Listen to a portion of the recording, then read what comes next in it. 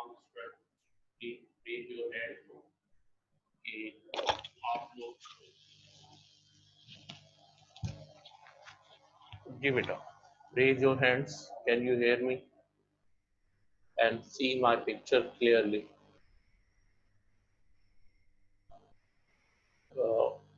There are only 4 or 5 students. या बाकी students को मेरी आवाज नहीं आ रही? okay. अल्हम्दुलिल्लाह स्टूडेंट्स कल की लास्ट क्लास जो हमारी नेक्स्ट वीक हुई थी उसमें हमने जो है वो एक्सरसाइज 1.2 कंप्लीट की थी, ठीक है, और उसका कुछ असाइनमेंट्स मैंने आप लोगों को दिए थे कि आप लोग मुकम्मल करेंगे, ठीक है। आज इंशाअल्लाह मैं आपको फर्दर जो है वो उनकी पिक्स प्रोवाइड कर दूंगा जो कि जो टॉपिक्स मैंने आपको असाइनमेंट के तौर पर दिया था। इस तरह अल्हम्दुलिल्लाह रब्बिल आलमीन हमारे पास 8 जो हैं वो हमारी सॉरी एक्सरसाइज 1.2 कंप्लीट हो गई, उसे आप शेयर कर लेंगे, ठीक है। और उसके बाद रह जाएगा इसका रह जाएगा मसला आज की जो क्लास है उसमें हम एक्सरसाइज 1.3 जो है वो स्टार्ट करेंगे, ठीक है। एक्सरसाइज 1.3 कंप्लीट एक्सरसाइज तो आपके लिए इम्पोर्टेंट नहीं है, अलबत्ता जितने क्वेश्चन इम्पोर्टेंट है मेरी पूरी कोशिश होगी कि वो तमाम क्वेश्चंस जो हैं वो हम लोग आज की क्लास में मुकम्मल कर लें, ठीक है। आइए क्लास में हम आज एक्सरसाइज 1.3 स्टार्ट करते हैं। एक मरतबा रेज योर हैंड्स के आप सबके पास किताबें मौजूद हैं। प्लीज रेज योर हैंड्स जिनके पास मैथ्स की किताबें मौजूद हैं। सिर्फ 4-5 स्टूडेंट्स का मेंशन हो रहा है कि उनके पास किताबें हैं। बेटा जी कुछ और बच्चों ने भी मेंशन किया।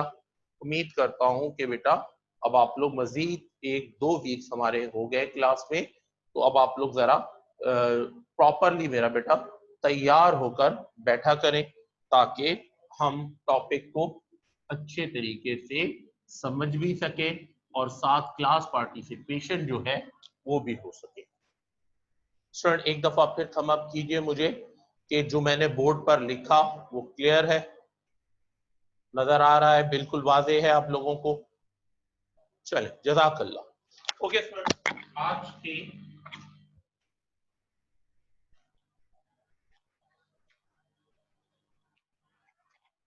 आज की क्लास एक्सरसाइज 1.3 है। बुक का पेज नंबर 18 और 19 पर ये एक्सरसाइज मौजूद है, ठीक है। इस टॉपिक को हम कार्टेशियन प्रोडक्ट कहते हैं।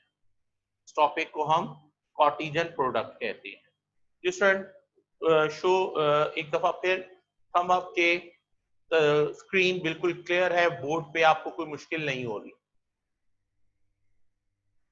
ठीक है। अल्हम्दुलिल्लाह अल्हम्दुलिल्लाह। ओके स्टूडेंट क्वेश्चन नंबर 1 में उसने हमें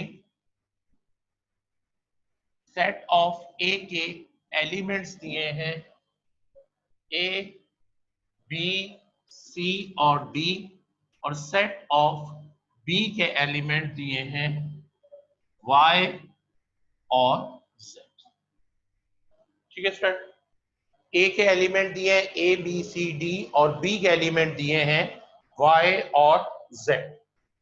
क्वेश्चन नंबर 1 उसका आपसे है कार्टेशियन प्रोडक्ट के लिए हम मल्टीप्लाई का साइन इस्तेमाल करते हैं ए मल्टीप्लाई बाय बी, ठीक है बेटा। तो कैसे सॉल्व करेंगे? हमने सॉल्यूशन लिखा A multiply by B, set of A के एलिमेंट लिखे ए बी सी और डी, मल्टीप्लाई बाय बी के एलिमेंट लिखे वाई और जेड, ठीक है बेटा।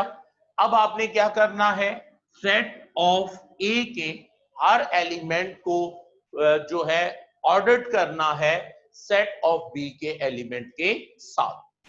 यहां पर बेटा एक अहम बात आपके ऊपर तवज्जो दिला दूं कि इसमें ब्रैकेट्स का जो इस्तेमाल है वो दुरुस्त होना चाहिए। अगर आपने ब्रैकेट दुरुस्त नहीं बनाए तो उसकी वजह से आपके मार्क्स कैंसिल हो सकते हैं या कट सकते हैं। तो आपने सेट फर्स्ट सेट से पहला एलिमेंट लिया ए और उसको ऑर्डर किया किसके साथ, सेकंड सेट के पहले एलिमेंट के साथ। इस तरह हमारे पास जो पहला ऑर्डर पेयर बना वो क्या बना, ए और वाई।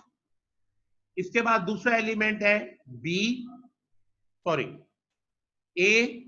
अब ए जो है वो सेकंड सेट के दूसरे एलिमेंट के साथ ऑर्डर पेयर बनाएगा, ए और सेट।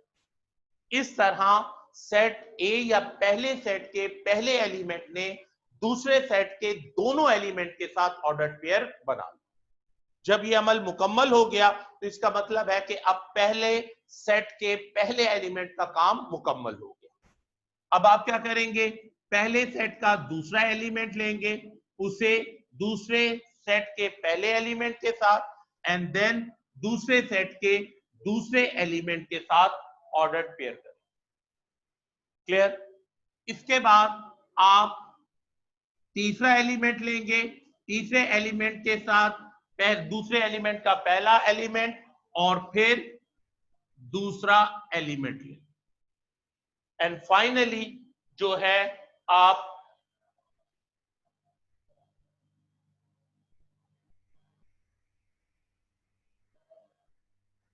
और उसके बाद फिर आप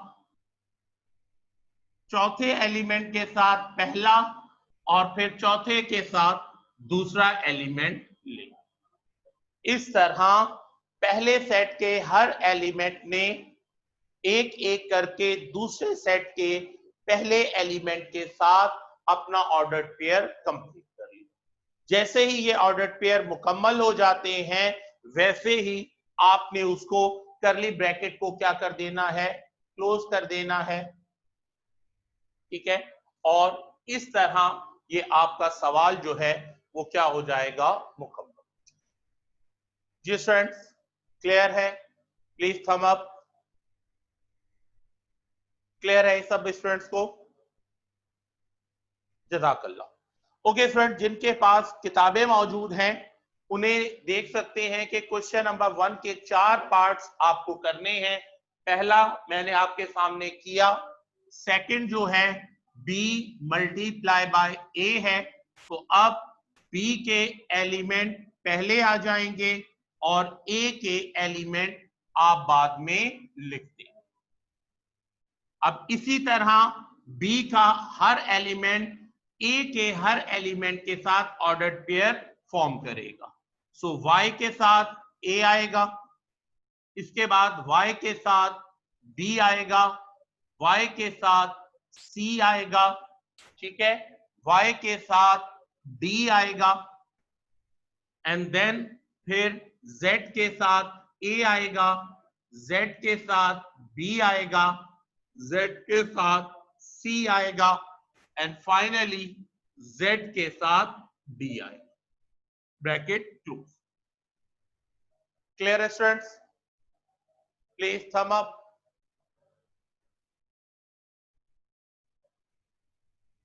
जी अल्हम्दुलिल्लाह। तो इसके बाद बेटा 2 पार्ट इसके रह गए। थर्ड पार्ट है a मल्टीप्लाई बाय a, तो आप a के एलिमेंट लिखेंगे a b c और d मल्टीप्लाई बाय फिर a के एलिमेंट रिपीट करेंगे a b c और d। ठीक है बेटा, अब ये आपका असाइनमेंट है, इसे आपने खुद से हल करना है। चौथा और आखिरी जो है वो b मल्टीप्लाई बाय b है। b के एलिमेंट आपने पहली मर्तबा लिखे y v और फिर b के एलिमेंट रिपीट कर दिए y। ठीक है स्टूडेंट, पांचवा पार्ट भी है, उसे उसने नंबर नहीं दिया, उसने आपको सिर्फ ये कहा कि show that a into B not equal to b into A. अब देखिए बेटा, a इंटू बी आपके सामने सॉल्व है, b इंटू ए आपके सामने सॉल्व है। बजाहिर अगर हम देखें तो दोनों में एलिमेंट्स की तादाद जो है वो सिमिलर, यानी एक जैसे ही एलिमेंट नजर आते हैं। तो मैं इसको यहां पर कैमरा मैनेज कर,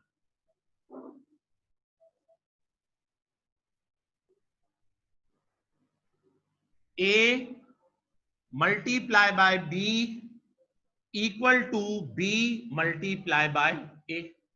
अब देखिए A मल्टीप्लाई बाय B का पहला एलिमेंट है AY और B मल्टीप्लाई बाय A का पहला ऑर्डर पेयर जो है वो Y और A, तो AY और YA। अब देखिए बेटा ऑर्डर पेयर में AY दो एलिमेंट है, फर्स्ट एलिमेंट डोमेन कहलाता है, फर्स्ट एलिमेंट डोमेन, और जो सेकंड एलिमेंट है वो आपका क्या कहलाता है, रेंज। फर्स्ट एलिमेंट डोमेन कहलाता है और सेकंड एलिमेंट क्या कहलाता है, रेंज कहलाता है। क्लियर होगी बात। इस तरह अगर मैं A मल्टीप्लाई AY देखूं तो मेरे पास डोमेन A है और रेंज Y है, जबकि सेकंड में देखूं तो डोमेन मेरे पास क्या है, Y है और रेंज क्या है, और A है। इस तरह जो डोमेन और रेंज पहले ऑर्डर पेयर की है वैसा डोमेन और रेंज सेकंड ऑर्डर पेयर में मौजूद नहीं है। Hence we say that A into B not equal to B into A। तो student A into B not equal to B into A, ये क्या हो जाएगा, वेरीफाई। इस तरह स्टूडेंट क्वेश्चन नंबर 1 के जो पांचों पार्ट्स हैं वो आपके साथ डिस्कस किए। मैं आपको 5 मिनट दे रहा हूं बेटा, आप इसको क्या कीजिए, राइट डाउन कीजिए कॉपीज के ऊपर A into B, B into A को, और इसके बाद जो मैंने ये आपको समझाया है A into B not equal to B into A, इसे भी आप जो है कॉपी आउट कीजिए। ठीक है, कोशिश करें कि आप लोग जो है क्विकली करें, और करने के बाद आप लोग जो है वो थम अप कीजिए। ठीक है स्टूडेंट। इसके अलावा अगर जो स्टूडेंट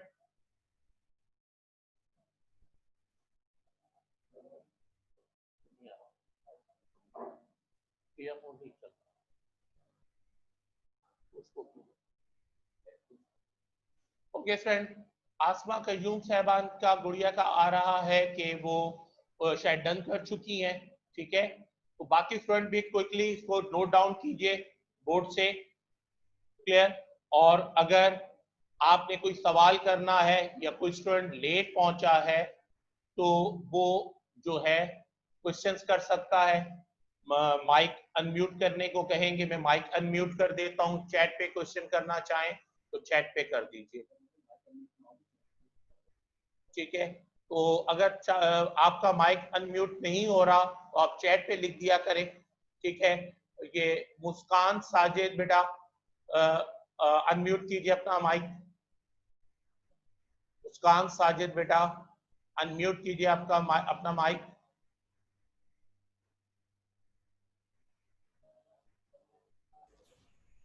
जी बेटा, यस सर। सवाल करना चाह रही हैं आप मुस्कान?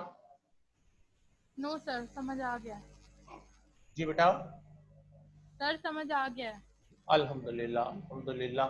ठीक है बेटा, उसके बाद जी और कोई स्टूडेंट्स, कोई सवाल या कोई स्टूडेंट जो है अगर देर से पहुंचा है क्लास में तो मैं उसको रिपीट कर दूं क्या चीजें हमारी आपस में डिस्कस। Excuse me sir. जी बेटा बोलें।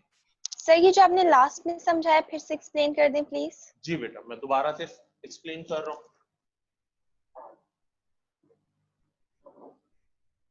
देखिए बेटा, last one is A multiply by B not equal to B multiply by A। मैंने A मल्टीप्लाई बाय B का फर्स्ट ऑर्डर पेयर लिया, इसी तरह बेटा B मल्टीप्लाई A का भी मैंने क्या किया, फर्स्ट ऑर्डर लिया। इसका फर्स्ट ऑर्डर AY है, इसका फर्स्ट ऑर्डर YA है। फिर मैंने ऊपर एक्सप्लेन किया बेटा कि ऑर्डर्ड पेयर में ये जो दो बाइनरी रिलेशन हम इसे कहते हैं, बाइनरी रिलेशंस में दो एलिमेंट हैं, एक फर्स्ट डोमेन कहलाता है, सेकंड रेंज कहलाता है। इस लिहाज से A इंटू बी के ऑर्डर्ड पेयर में डोमेन A है और रेंज Y है, जबकि इसके comparatively B multiply by A में डोमेन जो है वो Y है और रेंज क्या है A।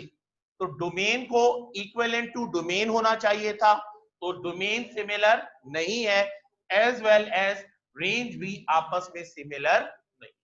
तो जब डोमेन और रेंज सिमिलर नहीं है तो इससे ये बात प्रूफ हुई कि A into B not equal to B into A, कि A into B B into A आपस में इक्वल नहीं। क्लियर बेटा? थम अप के आपको क्लियर हो गया जिन्होंने सवाल किया था बेटा।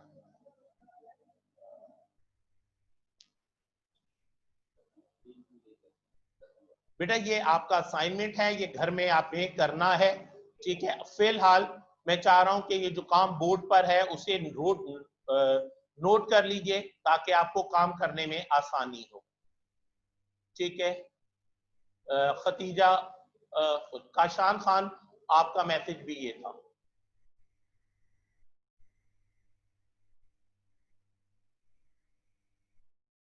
वेलकम टू मरियम कुर्बान, काफी लेट मेरा बेटा आपने ज्वाइन किया। देख लीजिए बोर्ड को, और जो है मैं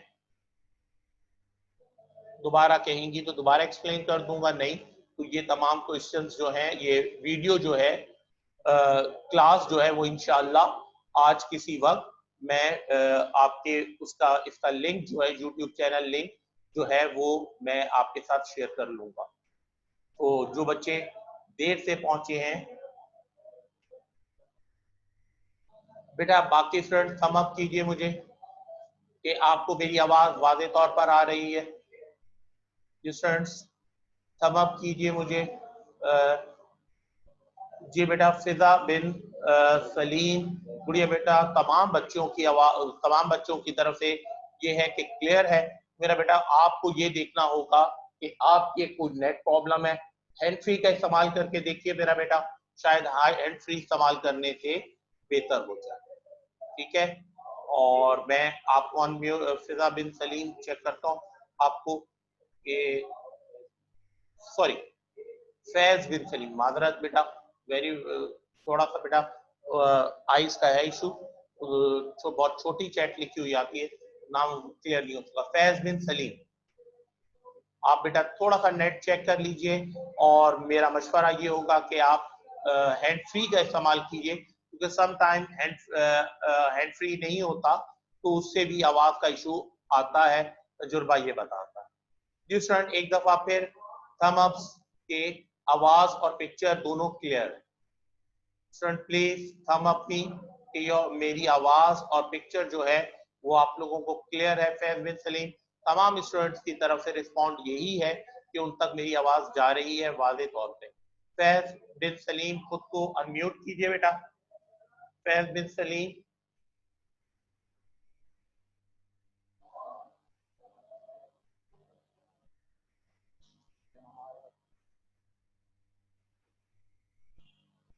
जी फैज बिन सलीम अनम्यूट कीजिए। Can you hear me?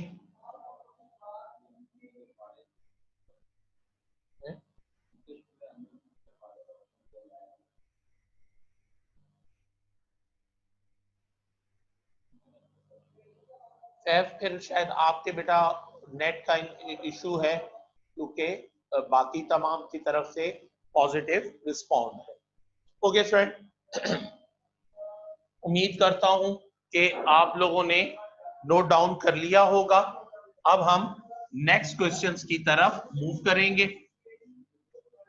ठीक है। हमारी कोशिश है कि आज हम 3 या 4 क्वेश्चंस जो हैं इस एक्सरसाइज के उन्हें डिस्कस कर सके।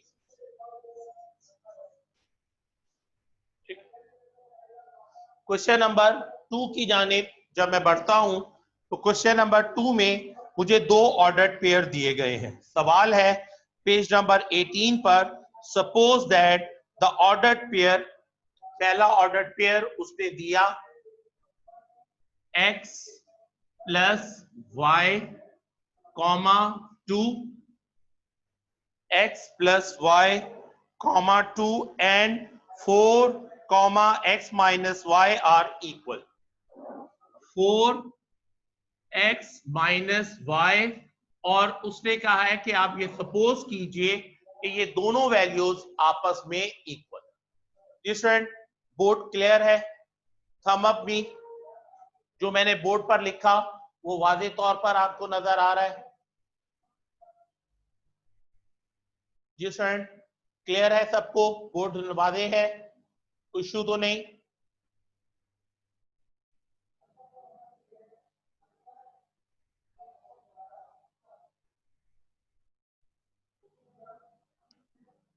सर आवाज नहीं आ रही। बेटा कौन बात कर रहे हैं? आपकी आवाज क्लियर है। फैज बिन सलीम बात कर रहे हैं।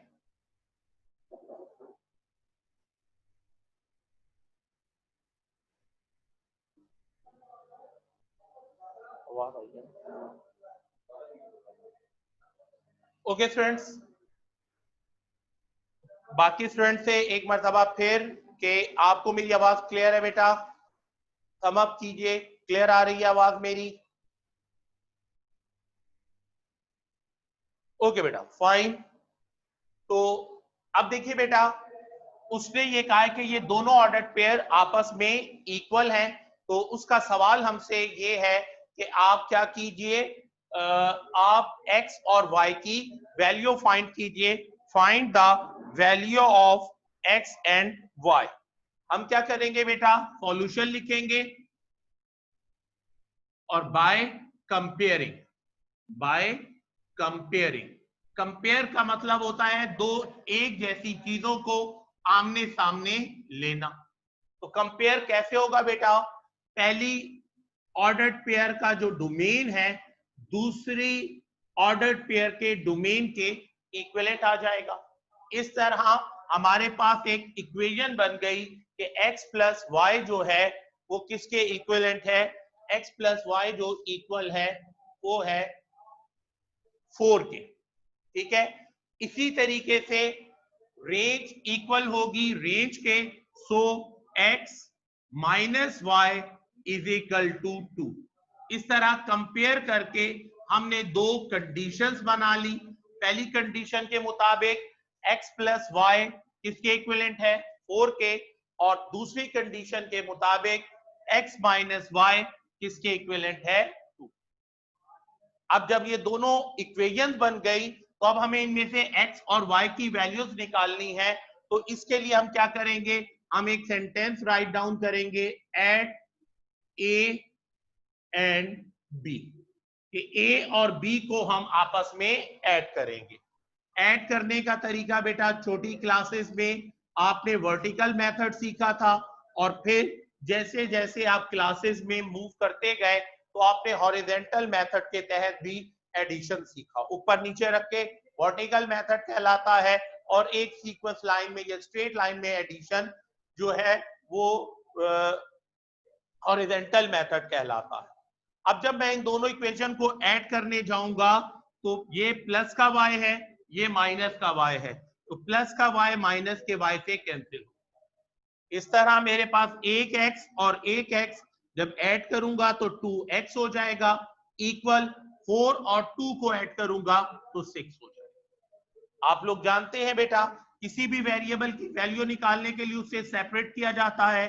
2 और x के दरमियान कोई साइन नहीं है, तो जब दो डिफरेंट नंबर्स के दरमियान साइन नहीं होता तो उनमें मल्टीप्लाई होता है। आप जानते हैं कि कांस्टेंट और वेरिएबल कहा जाता है। x वेरिएबल नंबर है और 2 जो है वो कांस्टेंट नंबर है। तो 2 यहां पर x के साथ क्या हो रहा है, मल्टीप्लाई हो रहा है, वहां ले जाएंगे तो क्या हो जाएगा, डिवाइड हो जाएगा।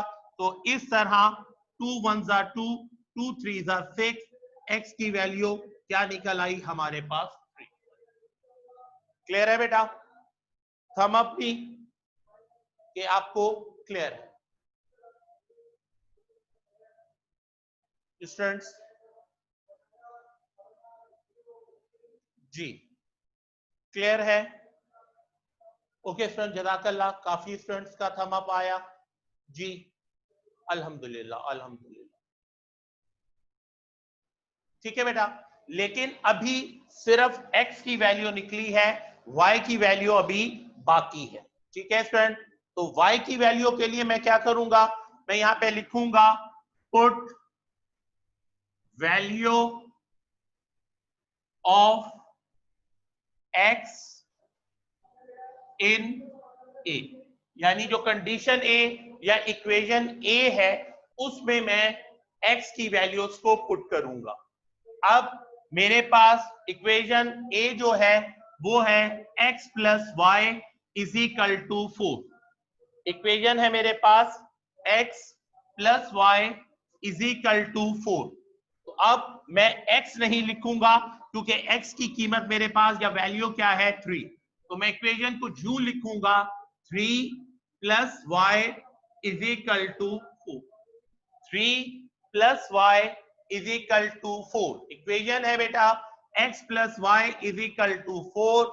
x को मैंने रिप्लेस कर दिया x की वैल्यू 3 के साथ, और इस तरह x plus y is equal to 4 की जगह मैंने क्या लिखा, 3 plus y is equal to 4। Equation solve करना हमें आता है, y को सेपरेट करना है बेटा, प्लस का 3 है, वहां जाके क्या हो जाएगा माइनस का 3। इस तरह 4 में से जब आप 3 को माइनस करेंगे तो रिमेनिंग वैल्यू हमारे पास क्या बचेगी 1। इस तरह x की वैल्यू हमने क्या निकाली 3 और y की वैल्यू हमारे पास क्या निकल आई 1।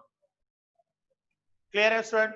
तो इस तरह क्वेश्चन नंबर 2 में हमने, जी बेटा देखिए मैंने बताया जब x की वैल्यू निकल आई मुस्कान साजिद, तो अब हमें y की वैल्यू निकालनी थी। y की वैल्यू निकालने के लिए गुड़िया बेटा मैंने लिखा put value of x in equation a, कि ये जो मैंने वैल्यू x की निकाली है ये कंडीशन a में मैं क्या कर रहा हूं, पुट डाउन कर रहा हूं।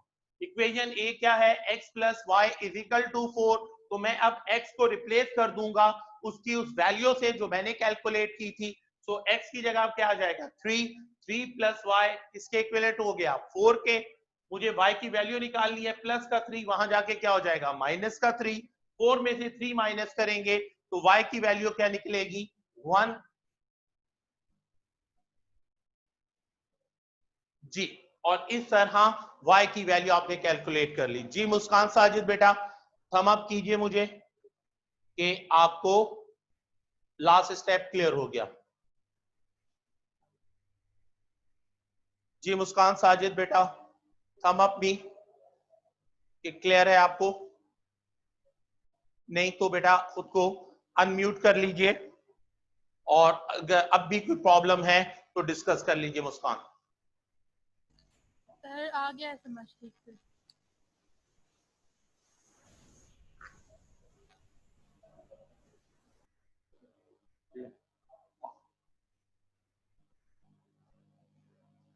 जी तो मुस्कान बेटा थम अप कीजिए क्योंकि आवाज क्लियर नहीं आई मुझे आपकी।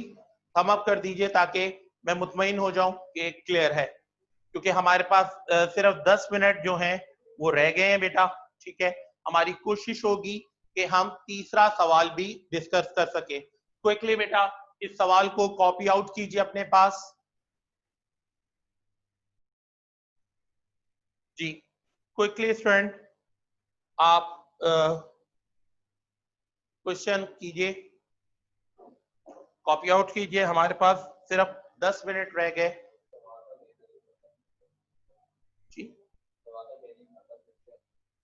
देखिए बेटा क्वेश्चन था, क्वेश्चन नंबर 2 है page number 18। Suppose that the ordered pair x plus y 2 is equal to 4 x minus y are equal. Condition के मुताबिक उसने ये कहा कि ये दोनों ऑर्डर्ड पेयर आपस में इक्वल है। ठीक है, सो मैंने कंडीशन बनाई x plus y 2 is equal to 4 into x minus y. इसके बाद सॉल्यूशन मुझे x और y की वैल्यू निकालनी है, तो मैंने आपसे कहा बेटा मैं क्या लिखूंगा बाय कंपेयरिंग, और कंपेयर में डोमेन कंपेयर विद डोमेन और range compare with range. So x plus y किसके इक्विवेलेंट आ गया 4 के, और x माइनस वाई किसके इक्विवेलेंट आ गया 2। सो x प्लस वाई 4 के इक्विवेलेंट आ गया और x माइनस वाई किसके इक्विवेलेंट आ गया 2 के। इस तरह ये दो कंडीशंस हमारे पास बन गए। ठीक है बेटा, इसके बाद मैंने कहा कि हमने इन दोनों इक्वेशन को ऐड किया वर्टिकल मेथड के तहत। ऊपर मैंने x plus y is equal to 4 लिखा, नीचे x minus y is equal to 2 लिखा। प्लस का y माइनस के y के साथ कैंसिल हो गया बेटा। इसके बाद हमारे पास लेफ्ट साइड पर सिर्फ एक variable x plus x add होकर 2x हो गया, 4 प्लस 2 ऐड होकर 6 हो गया। मुझे x की वैल्यू निकालनी थी, 2x के साथ मल्टीप्लाई हो रहा था, वहां जाके डिवाइड हुआ, 6 को 2 पे डिवाइड किया तो आंसर क्या निकला 3। इस तरह x किसके इक्विवेलेंट आ गया 3 के। अब इस x की वैल्यू को मैंने कंडीशन a में पुट इन किया। देखिए मैंने लिखा put value of x in a के a में मैंने x की वैल्यू को क्या किया पुट किया। सो कंडीशन a के मुताबिक x प्लस वाई किसके इक्विवेलेंट है 4 के, तो x रिप्लेस हो गया x की वैल्यू 3 से, 3 plus y is equal to 4 हो गया, प्लस का 3 वहां जाके क्या हो गया माइनस का 3, 4 में से मैंने 3 माइनस किया तो रिमेनिंग क्या बचा 1। इस तरह y किसके इक्विवेलेंट आ गया 1। जी उमैमा, जी बेटा, थम अप मी, क्लियर।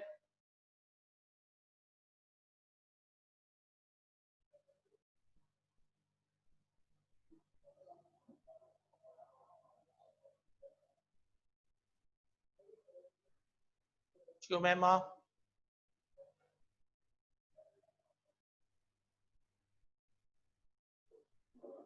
क्लियर है स्टूडेंट्स। सो ये हमारा था क्वेश्चन नंबर 2। थम अप कीजिए स्टूडेंट्स, ये क्लियर है एंड माय हियर क्लियर। जी मैम इम्तियाज, क्लियर है मेरा बेटा? Yes sir. जी सर क्लियर है। जज़ाकल्लाह मेरा बेटा, जज़ाकल्लाह। ओके जी, इसके बाद बेटा क्वेश्चन नंबर 3 है और क्वेश्चन नंबर 3 के हमारे पास जो है वो 4 क्वेश्चंस है। ठीक है बेटा, क्विकली एक क्वेश्चंस मैं कर रहा हूं। अच्छा इसमें ये ध्यान में रखिएगा स्टूडेंट कि अगर क्लास कंप्लीट होकर डिस्कनेक्ट हो जाए तो बेटा मैं क्लास को दोबारा रीज्वाइन करूंगा क्योंकि मुझे क्वेश्चन नंबर 3 कंप्लीट करना है। सो फौरी तौर पर बेटा उसी लिंक को आप दोबारा से क्या करोगे, क्लिक करोगे और दोबारा से क्लास में ज्वाइनिंग लोगे और फिर जो रिमेनिंग चीज रह जाएगी उसे हम डिस्कस करेंगे। क्वेश्चन नंबर 3 में बेटा सेट ऑफ ए के एलिमेंट्स दिए गए हैं ए और बी, सेट ऑफ बी के एलिमेंट्स दिए गए हैं 2 और 3, सेट ऑफ सी के एलिमेंट दिए गए हैं 3 और 4। फर्स्ट क्वेश्चन आपको दिया गया है A multiply by B union C. First part आपको दिया गया है A multiply by B union C. अब सबसे पहले बेटा सॉल्यूशन लिखेंगे, सॉल्यूशन लिखने के बाद क्वेश्चन को रिपीट करेंगे a multiply bye into b union c। Element of a is a b into element, आपने बिग ब्रैकेट बनाया, बिग ब्रैकेट में b के एलिमेंट लिए 2 और 3 यूनियन c के एलिमेंट लिए 3 और 4 और इसको आपने बिग ब्रैकेट में क्लोज कर दिया। ठीक है जी। अब फर्स्ट स्टेप में क्या होगा, फर्स्ट ब्रैकेट यानी ए और बी अपनी जगह रहे, इनटू का साइन या मल्टीप्लाई का साइन अपनी जगह रहा। अब आप फंक्शन ऑफ यूनियन करेंगे बी और सी के दरमियान, तो बी यूनियन सी, बी के एलिमेंट 2, 3 और 4, आपने बी और सी के एलिमेंट को यूनियन किया तो आपका जवाब क्या आ गया 2, 3, 4। यूनियन करना आप जानते हैं। अब आपने ऑर्डर्ड पेयर बनाने हैं set A with B union C, तो फर्स्ट क्या बनेगा ए 2 के साथ आएगा, फिर ए 3 के साथ आएगा, फिर ए 4 के साथ आएगा। इसी तरह बी 2 के साथ आएगा, फिर बी 3 के साथ आएगा और बी 4 के साथ आएगा। लीजिए आपके क्वेश्चन का आंसर। इस तरह बेटा तीन पार्ट इसके और है, ठीक है। सेकंड पार्ट है A into B union A into C, ठीक है बेटा।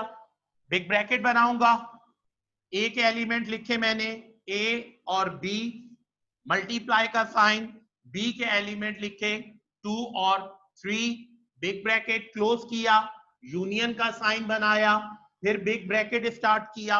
अब मैंने A के एलिमेंट लिखे, A के एलिमेंट A और B इनटू C के एलिमेंट जो थे वो मैंने लिखे 3 और 4, ब्रैकेट क्लोज, ठीक है बेटा। अब A into B ordered pair बनाएंगे, A 2 के साथ, A 3 के साथ, B 2 के साथ और B 3 के साथ, यूनियन। अब आप A 3 के साथ, A 4 के साथ, B 3 के साथ और B 4 के साथ, इस तरह A मल्टीप्लाई बाय B और union A multiply bye C। अब इन दोनों को आप यूनियन करेंगे, ठीक है, तो क्या हमारे पास आंसर बनेगा A2, A3 और A4। देखिए स्टूडेंट, A2 फर्स्ट में है, सेकंड में नहीं है, यूनियन का मतलब थोड़ा सा नीचे और थोड़ा नहीं आ रहा, और थोड़ा सा जी बेटा। अब यहां देखिए A2 पहले वाले सेट में है, दूसरे में नहीं, यूनियन का मतलब कंबाइन करना होता है, सो मैंने A2 लिखा। A3 दोनों में था, एक मर्तबा लिखा, और A4 सेकंड में था, फर्स्ट में नहीं था, तो चूंकि यूनियन यानी कंबाइन करना है तो मैंने A4 लिखा। इसके बाद अब बारी आ गई सेकंड, तो फिर B2 आ जाएगा, B3 आ जाएगा और B4 आ जाएगा। Clear students? थम अप मी कि क्लियर है आपको? जी सर।